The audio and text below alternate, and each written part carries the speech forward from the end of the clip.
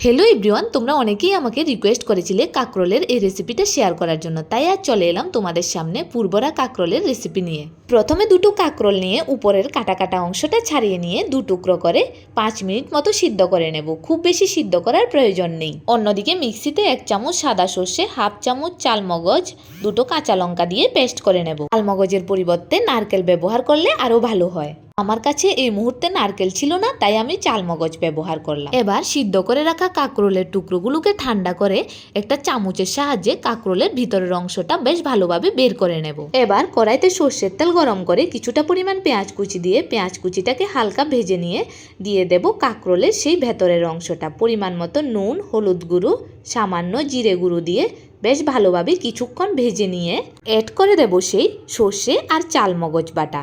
বেশ কিছুক্ষণ সবকিছু একসাথে ভেজে নিয়ে শুকনো শুকনো করে নামিয়ে নেব। এই যে পুরটা বানিয়েছি, এটা ভাজার সময় যা সুন্দর একটা সুগন্ধ বের হয়, মনে হয় তখনই খেয়ে নিই।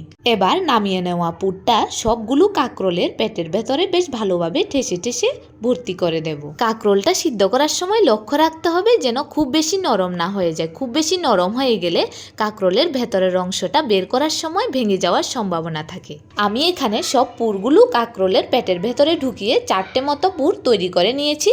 আপনারা আপনাদের পরিমাণ মতো সর্ষে বাটা তৈরি করে নেবেন। যতগুলো কাঁকরোলের পুর তৈরি করবেন সে অনুযায়ী সর্ষে বাটা তৈরি করবেন। দেখুন এখানে আমি পুর দিয়ে কাঁকরোলগুলো তৈরি করে নিয়েছি। এবার হাফ চামচ বেসন, হাফ চামচ কর্নফ্লাওয়ার দিয়ে একটা ব্যাটার তৈরি করে নিয়েছি। কাঁকরোলের উপর থেকে একটা লেয়ার কোট করে দেব, এতে করে পুরগুলো আর ভাজার সময় বাইরে বেরিয়ে আসবে না। আপনারা চাইলে নাও দিতে পারেন, আমি আমার সুবিধের জন্য এটা ব্যবহার করেছি। বাড়িতে আমার মা শাশুড়ি মারা কোটিং না করেই ভেজে নেয়। এবার কড়াইতে তেল গরম করে দুটো করে পুর ভাজার জন্য দিয়ে দিলাম। পুর ভাজার সময় প্রথমে তেলটা একদম হাই হিট করে তারপর আস্তে আস্তে লো ফ্লেমে হালকা হাতে ভেজে তুলে নিতে হবে। এভাবে দুপিঠ বেশ লাল লাল করে ভেজে প্লেটে তুলে নিলাম।